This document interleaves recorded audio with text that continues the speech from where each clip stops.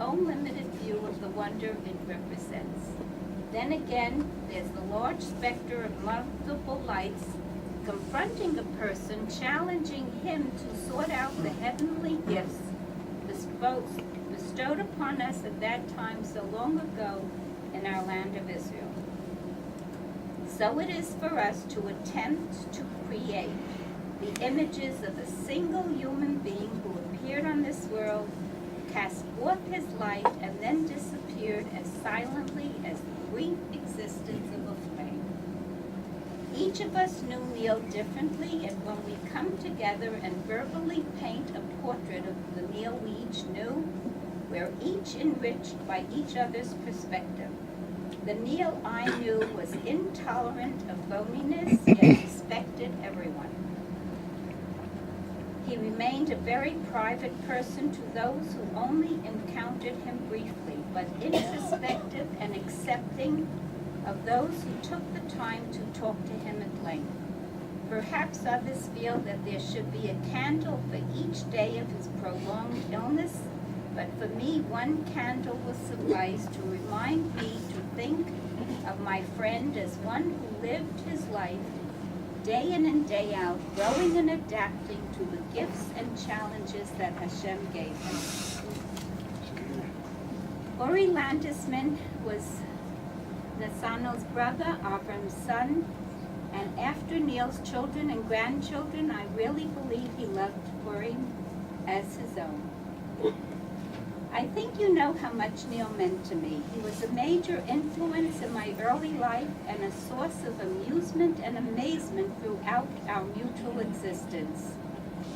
You were always my favorite couple, a zug only a great power with a great sense of humor could ever have conceived of, lest actually bring together. Because of him, I have largely suffered through 45 years as a Redskin fan, and nearly as long as the Wizards and the Bullets, which are the same. Ironically, as with your boys, my son isn't much of a fan. He is an ardent wrestler, although I don't imagine Neil would have considered that a sport. I noted how he became more involved in Torah as he grew older, and perhaps not surprisingly, the same has happened to me. I loved watching his relationships with Rabbis Einemer and Hyatt, and few relationships were more amusing than the one he had with Mel Rottenberg. While I have been described by some as a cynic, I can't be mentioned in the same breath as Neil. I like to wear fashionable and slightly out-of-the-box clothes. I think Neil was the first man I ever remember thinking of as dapper. Many people adapt their approach situationally, changing their behavior given circumstances or the people involved. Not Neil. He was always the same guy, regardless of who, what, or where. I'd like to think that I do the same with perhaps a little more reserve than he generally chose to display. I think he was my role model for being secure, self-confident, and comfort within my own skin.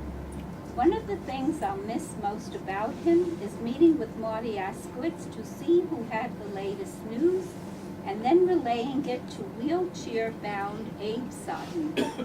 Neil kept his friends his entire life, which says a lot about him, and about them, and about his knowledge of people. As I'm sure you've realized by now, this letter is probably more for my benefit than yours, this proving to be cathartic. Baruch Hashem, I haven't had to deal with deaths of many people. He wrote it right before his mother died.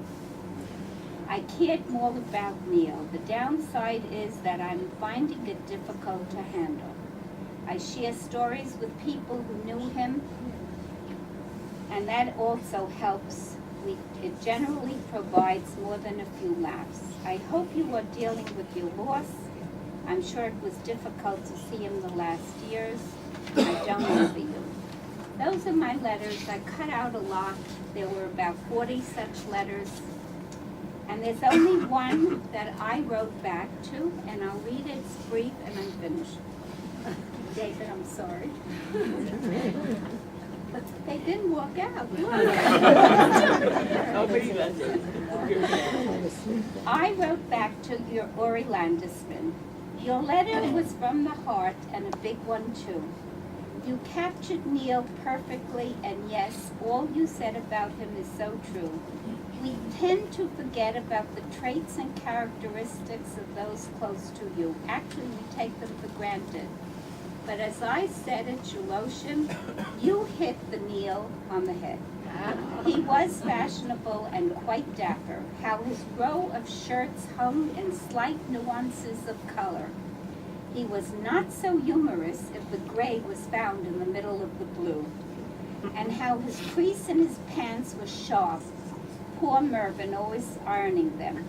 How he loved and used his electric shoe polisher. Nothing pleased Neil more than that special art of the shoe shine person, which is a fading fad, F-A-D. Your description of Neil was a man few men recognize because caring about clothes and wearing the cloak of Beau Brummel is just not in. The lawyer has to be in court today to wear a tie and jacket in this casual, carefree, and I call it a careless society. Non-iron shirts, loose collars, shoes without socks. That was not our Neil. He loved you too, Uri. From the time we met when we arrived in Silver Spring in 1964, you were a favorite who held a special place in his heart. He liked many, many people, but I know from being Mrs. Neil that besides his own children, you meant so much to him. Now that the needle, which is what Uri called Neil, now that the needle is gone, all of us who loved him will speak of him to keep his spirit alive, each in our own special way. I'm sorry I took so long, but thank you.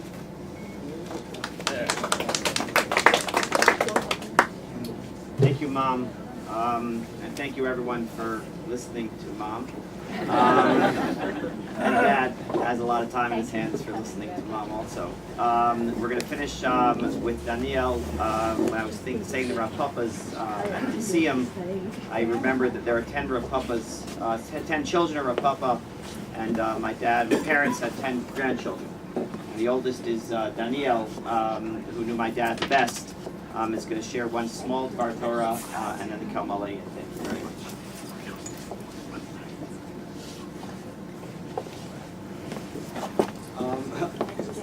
I'll be honest, when I came here I didn't know I was going to speak. I'm looking at the clock, there's much extra time, so I'll just see what happens. 30 second rules. The Medrash in this is partially read today. And the Medrash says that Yosef was taken down to Mitzrayim in a cart driven by Ishmaelim.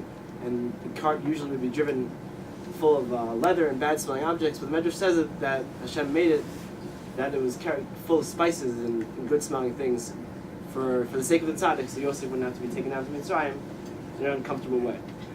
So Chaim Shmulevitz, Rosh Yeshiva of the Yeshiva Mir in Yerushalayim, he asks, who cares? Why did Yosef care? His life was being torn to shreds. He was on the height of the world. He was learning with Yaakov Avinu. He was getting dreams from Hashem, and all of a sudden his life is being torn apart. And Hashem thought, you know what, I'll make him feel better. I'll put him in a cart full of spices instead of bad smelling things. That'll make his day. So, pretty good question. He answers that although yes, his life was being torn apart, it was Hashem telling him that even in this place where your life is being torn apart, I am with you. And he says that's the message of Hanukkah. Hanukkah is a time when the Jewish people were in shambles. In Beis Hamikdash, the Kalim were all tamei. A lot of people were assimilating, etc., etc. And we had two miracles. We won the war, and the candles lasted for a long time.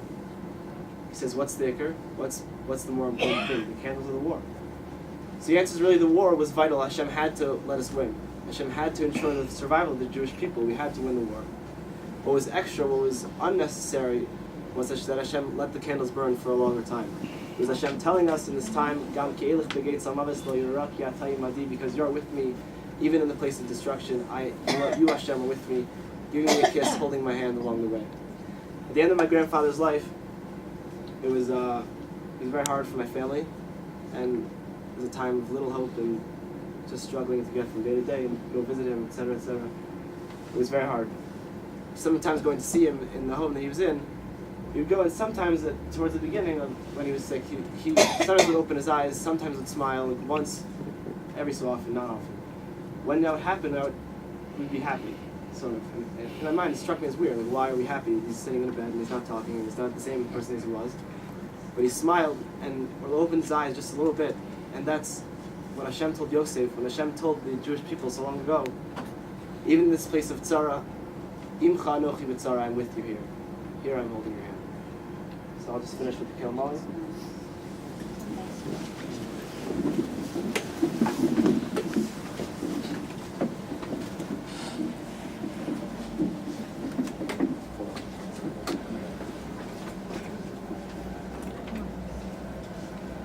El Malei Rachamim Shochein Bamromim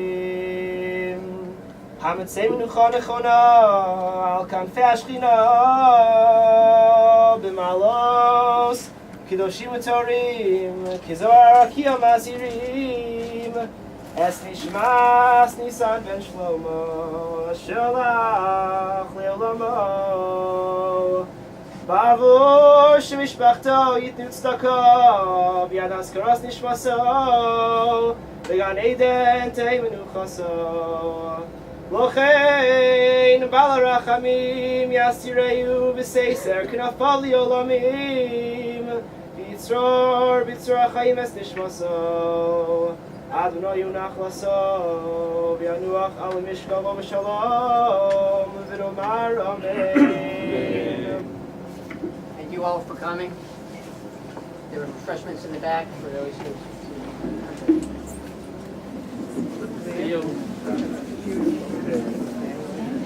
Really, we have a lot of nachas from him.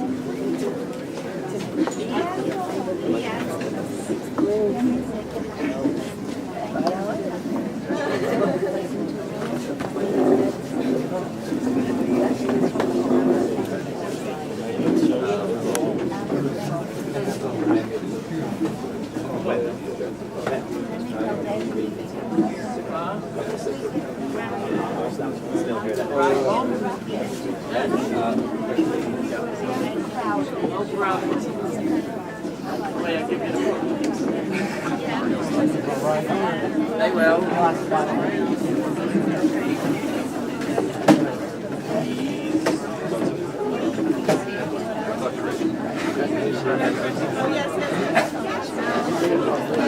Nice to hear. Let it go. Hi. All right, bye. Michael, texting. Kabel, no less. I did it with someone else also. I had a career for 7 times. Yeah, I didn't know my dad was a bowler. So as I was turning 2 years that first time in St. Louis, I tried bowling. I'm a good at bowling.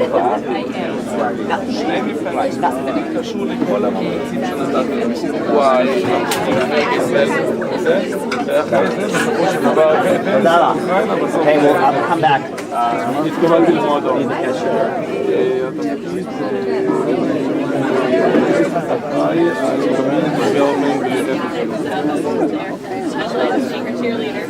שזה מדהים ההבדל בין זה לאורוגוואי. אני לא יודע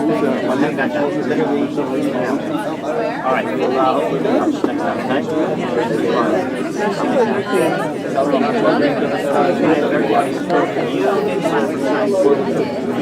did